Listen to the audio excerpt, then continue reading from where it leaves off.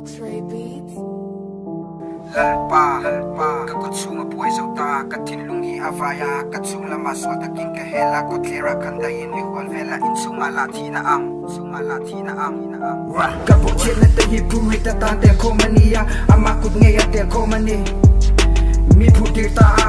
kathane zong di chau zo ta me ma zong ting ka buena an she ni king ti an lo mani hang a vagin ma rip te in katapa thamon tu mi ti har tu karala mi ngai na tu tek ka ko va an ni chen chen ka kin min bum ta ni wa to chui khen tir puan wa ya mi tui ne na sai si rin ka zala nang maya ka opo in ka dil na akar nan Itinunan mo ya tir she oma she tu hi Ti mami kalutin soy boy te tolaw na ami chen tir si Ti dek to angin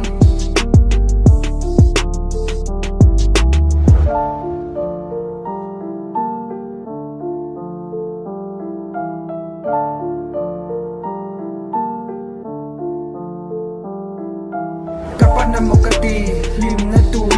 Kalaw ni ta mi te nui sa bur Enta che lalpa ka tuwa na ku Karabit sa ta kalim na tu Lalpa kata ni fan la em ka Ti ing karwai chak chem Lim na tu kiyang ina chem Kiang an soy me maswal berakia Don't cry na ti